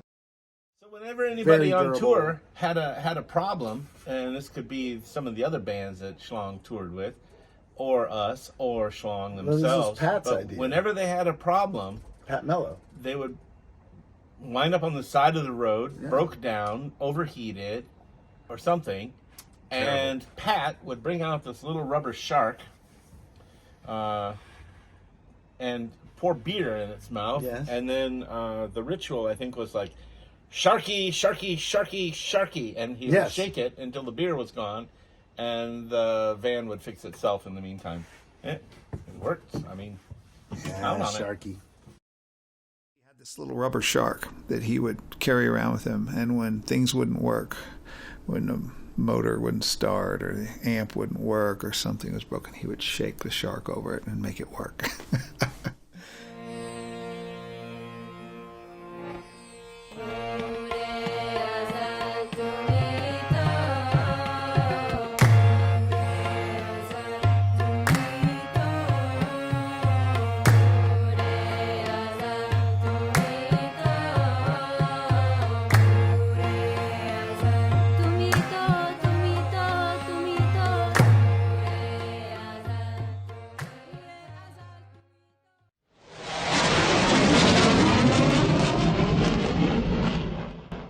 It was the wintertime. We played in Ann Arbor, Michigan at this place called The Lab. It was a giant house. Some students that went to University of Michigan were there, and we played in the basement, in a big basement. Great show. Somebody showed up with a fucking nitrous tank, brought it down to the basement. People just started huffing nitrous while we were playing. And so we're here down here in basically a hermetically sealed room where people are just huffing nitrous and letting balloons go, whatever. I mean, I was out of my mind by the end of the set. Just dizzy as fuck. People were passed out all over the place. I remember breaking down my gear and just kind of like stepping over all the passed out people with like empty balloons in their hands and going up outside to get some fresh air.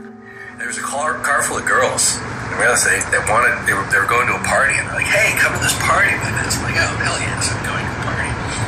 And then there's no room left in the car. And I think they just wanted me to just jump across the mat, which would have been the best thing to do.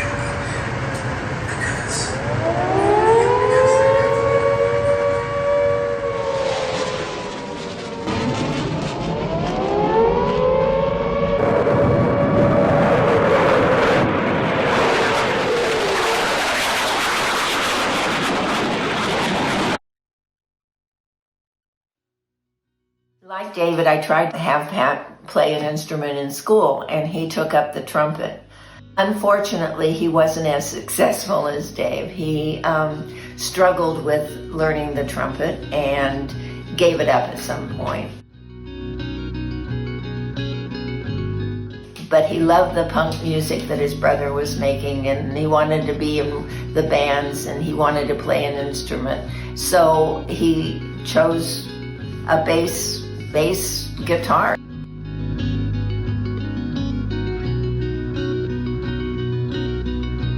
He just took some lessons. He went to a music store. He had a great teacher who was willing to teach him what he wanted to learn rather than just learning the strums and whatever else. Pat would bring in tapes of the punk music he wanted to play, and the teacher would try and teach him how to play it. That's how he got to be a pretty damn good bassist.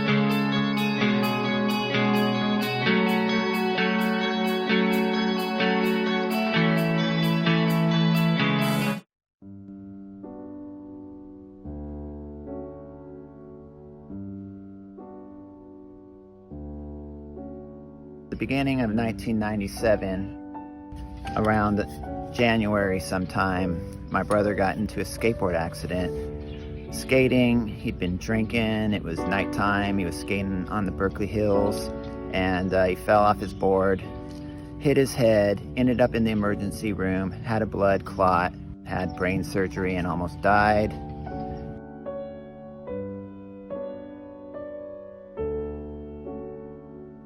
Since then, he's had a lot of challenges. It's affected his life. We were still a band for a while in 97. We still did stuff, but the creativity kind of, slowed down.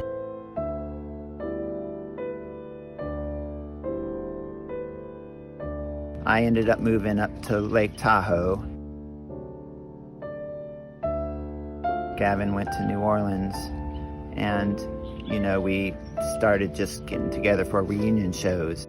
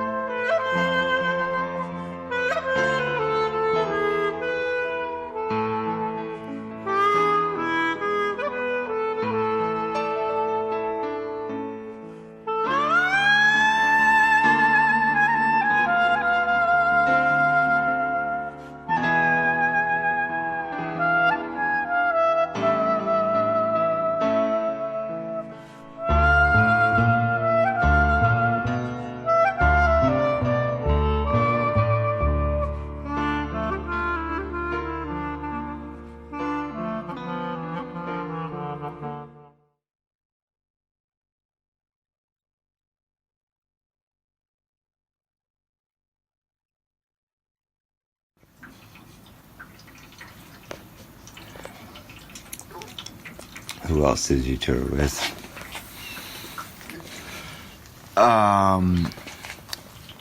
Who was the other fucking, the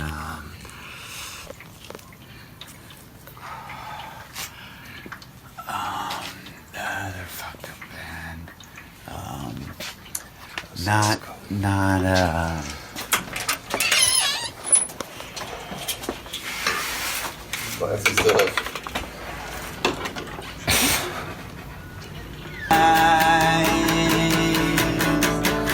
all the truth. Don't mind me, I got jock itch.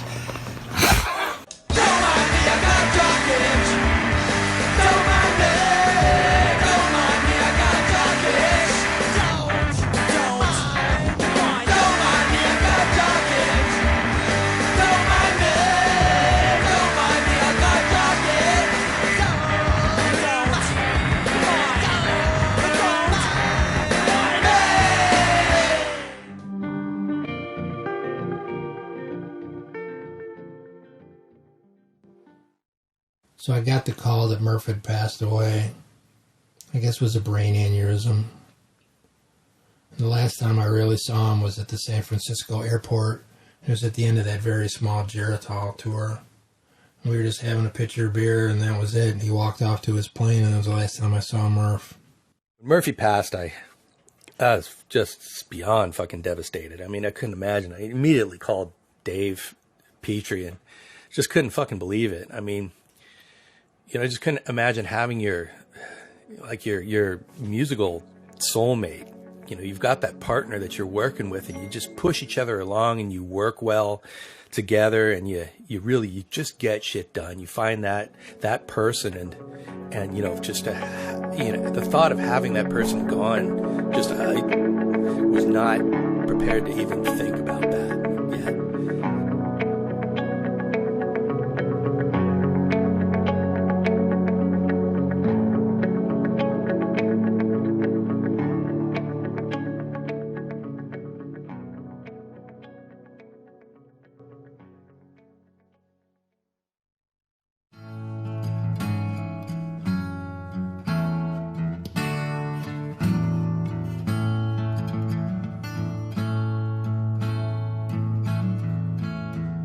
So hard to do, we must say goodbye. It's your time to go tap the gray keg in the sky.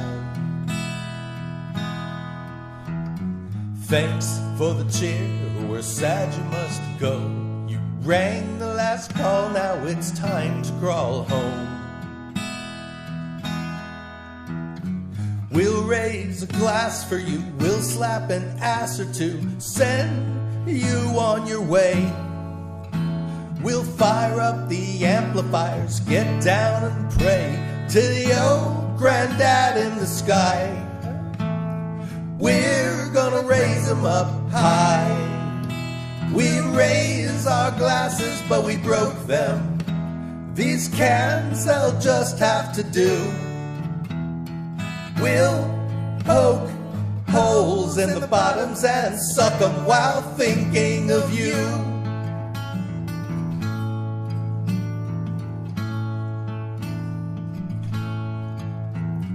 The world was better with you sitting here.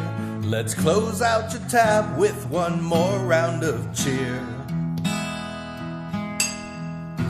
We'll drink to your memory, we'll drink to your debt. And like loyal lackeys, we'll drink to forget. We'll raise a glass for you, we'll slap an ass or two, send you on your way. We'll fire up the amplifiers, get down and pray to the old granddad in the sky. We're gonna raise him up high. We'll raise our glasses, but we broke them. These cans, they'll just have to do.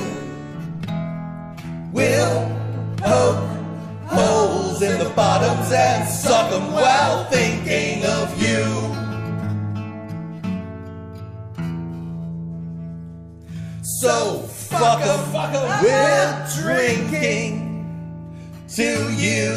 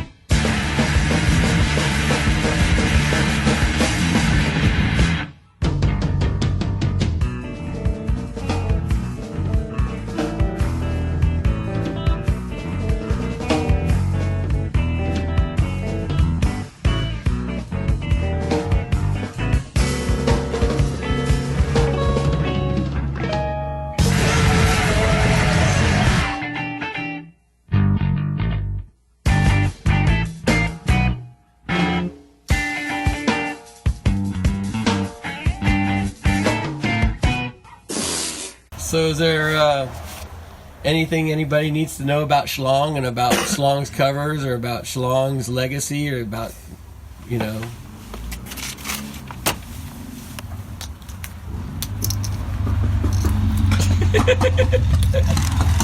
What? You wanted to see my Schlong?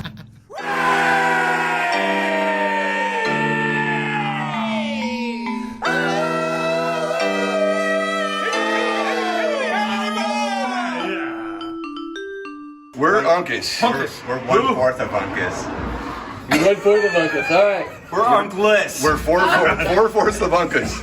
We weren't Uncas technically until 2001. It started 2000 in December of 2000, and in 2001, we came up with the dumbest name band I've ever been in. The second dumbest name band I've ever been in. The third dumbest band name I've ever been in. The fifth dumbest band name I've ever been in. And have you guys like that? So that's like 20 years. It's about 20 years. Have you guys played 20 shows yet? Yes. Yay! Not one a year for sure.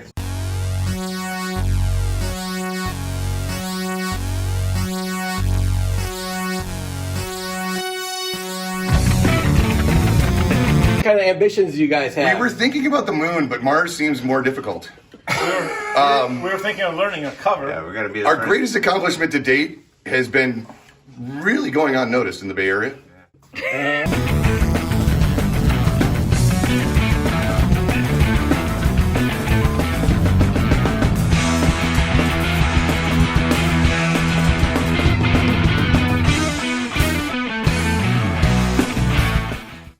Have plans for the future outside of pretty much weekend work here at the house. We will play shows again. Traditionally, the future is bleak. I have all of our new. Who's everybody's favorite Schlong? Hal, who's your favorite Schlong? My favorite Schlong is God's Schlong. What about you, Harmony? Nut Hold the pick. camera still. Fuck. First of all, it's nut pick because that's the father. He's not a Schlong. You're not a Schlong. I'm not, but I have a favorite Schlong. Kind of acting like a Schlong It's right Pat. Yay! That's my favorite Schlong. All right.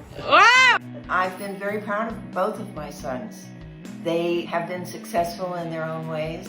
I always enjoyed the fact that people would come, when I mentioned that my son was in Operation Ivy or something, they would come up and they say, "Oh, we know that band, we know that band." Talking to myself and feeling old. Sometimes I'd like to quit, but nothing ever seems to fit.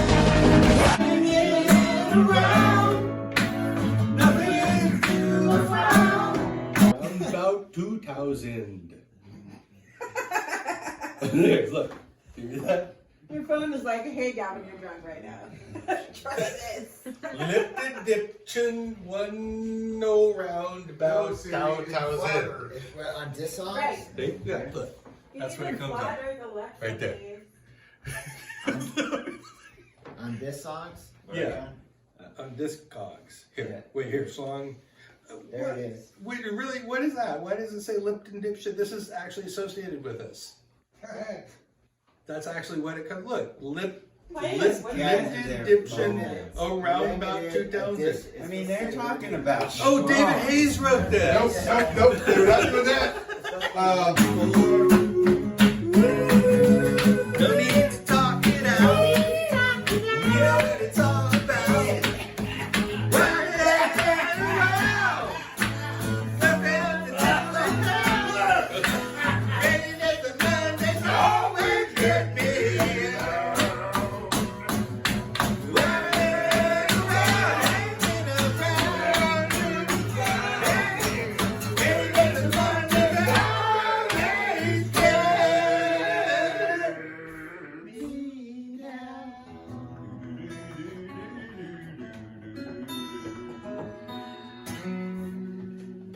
I like that. Wangin' around. This is the instrument that I play in the 80s night.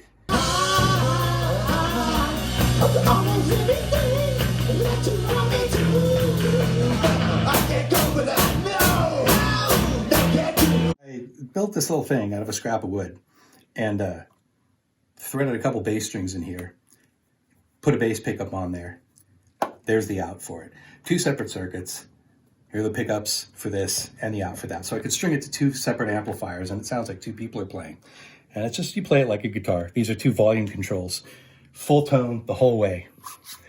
And I named the bass string part Pat. You come walking in, dude, that I recognize you from around, looks familiar, don't know who this guy is, nice enough, brings me this, what is it? Was it like an 8-string thing? It's got 2 bass strings and 4 guitar strings? Yeah, it was just that a makes 6-string. 6. But yeah, it was a 6, yeah.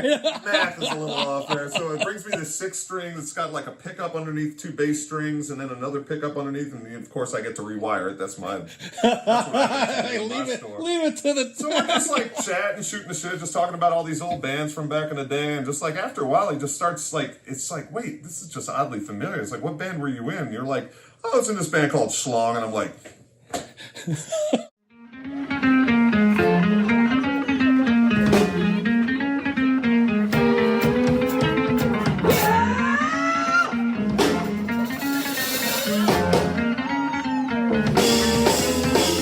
One thing that always blew me away about Schlong, and especially them as musicians, you can give them a song, especially Gavin, he's just like, he can figure things out in a heartbeat, and he figures it out. I thought that playing vintage punk covers in the absolute chillest way possible was a great way to introduce people to the music that I grew up with. MDC, Dirty Rotten Imbeciles, Dead Kennedys. And around that time, Dave Mello called me up and he told me that he had gotten a ukulele for Christmas. And I was like, awesome, there it is. Serendipity, this is what we're gonna do. We're gonna make a band that plays all super hardcore punk vintage songs with ukuleles and steel guitars, and then we're gonna have a luau. Numbers up, you've got to go. Systems say I told you so. Stocked in a boat like a can of spam. Sent off to slaughter like a fucking scam. Thousands of us sent off to die, never really knowing why. Fuck the system, they can't have me. I don't need society. I don't need society.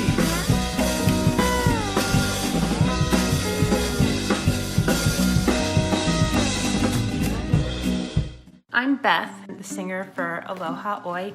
This is Pebbles. She's not in the band, but she wishes she was because it's the coolest band in New Orleans. There's nothing you can say that's gonna change my mind. Oh, yeah! Gavin asked me to join the band about a year after they'd started playing. I saw them play and he came up to me afterwards. He's like, hey, we're looking for some more voices to add to the band. And it's just like, it's just because I can pass for Hawaiian, right? And he's just like, yeah.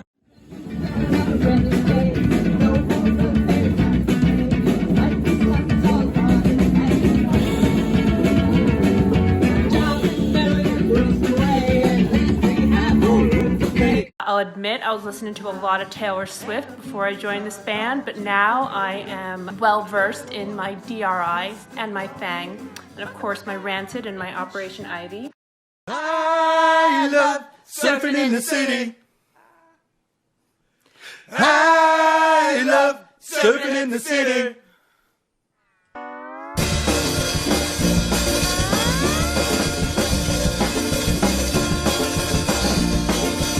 think they like to consider me like the de facto band manager because I'm probably the most responsible out of all of them. That's just because I like to make sure we put on a good performance. I think that's important.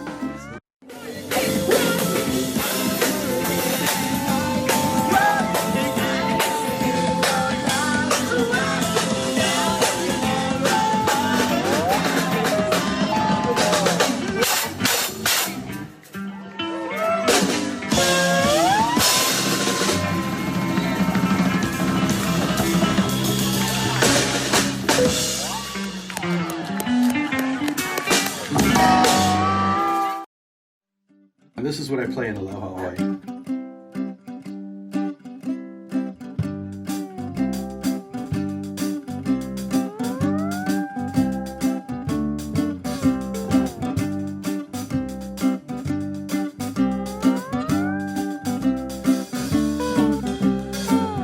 You're not punk, and I'm telling everyone, save your breath, I never was one. You don't know what I'm all about, like killing cops and listening to Don Ho. My enemies are all too familiar, they're the ones who used to call me Maka Maka. I'm dropping in on your wave, I was passing out while you were passing out your rules. 1, 2, 3, 4, who's drunk? What's the score?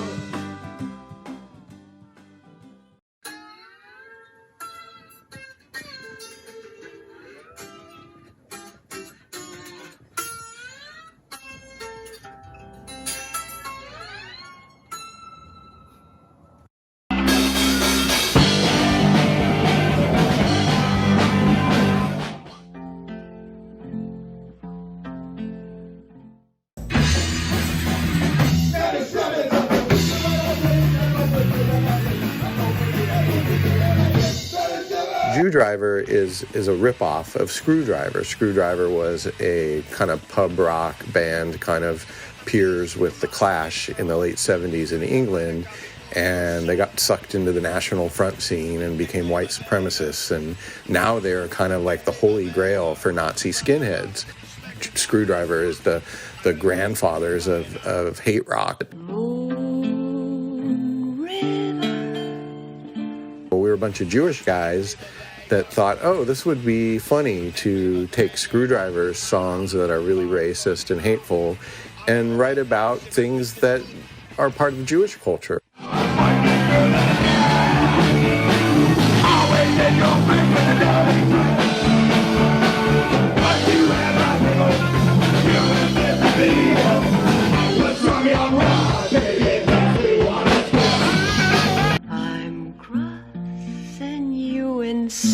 Jew Driver really is an example of Dave's evolution as a musician. If you are a Schlong fan or Op IV fan or a fan of anything that he's done and you know his music, when you hear Jew Driver, you can see some of that, but you can also hear so much more. Two drifters off to see the world.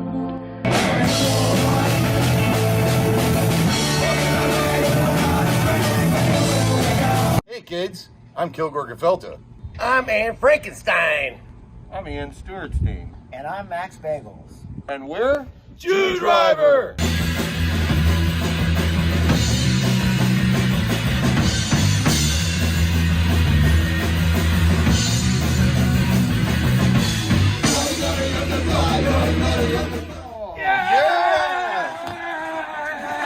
My house smells just like the sea. It's chock full of shit and pee. Cockroaches on the walls and crabs crawling on my balls. Oh, but I got the pearl. I wanna fuck your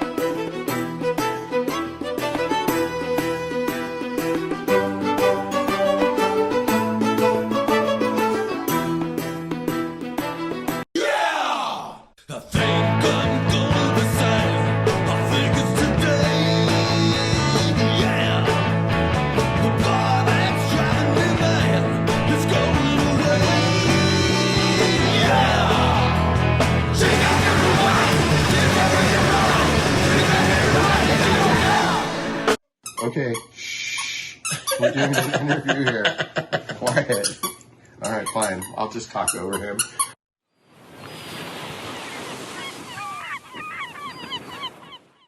We decided to do this boat party for my 50th birthday. It was Dave Mello's 50th birthday. Gavin was 49. Pat was 48. But all the birthdays were so close. It was like, yeah, let's, it's a big birthday. Let's celebrate it. It was 2019. Indeed. Knees was aging. Indubitably. Rock had not been on a boat. Somebody said, intelligently, yeah, Rock. We should put some rock on a yacht. Yeah, Rock. Next thing you know, it's March. Bam. Yeah, Rock. People are getting older. Yeah, Rock. Rock is played. Rock. Right on a boat. It's said that living with me is bringing it down. Yeah.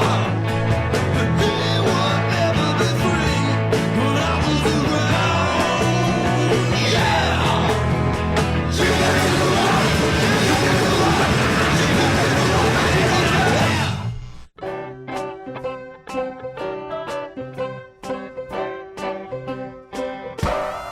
Why do birds suddenly appear? Moving on, you're here. Just like me, they all can be lost to you. Why do time whatever is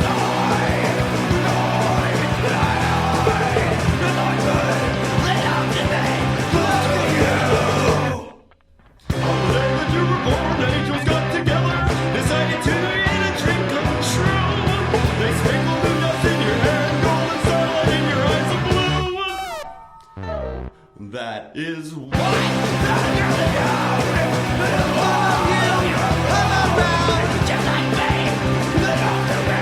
close to you.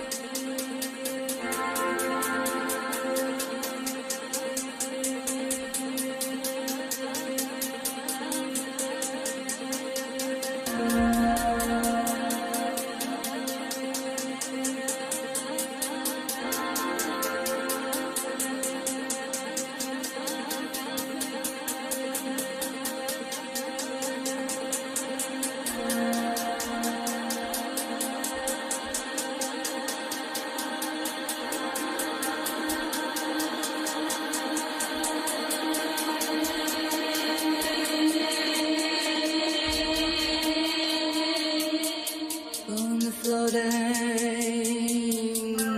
shipless oceans, I did all my best to smile to your singing eyes and fingers drew me up into your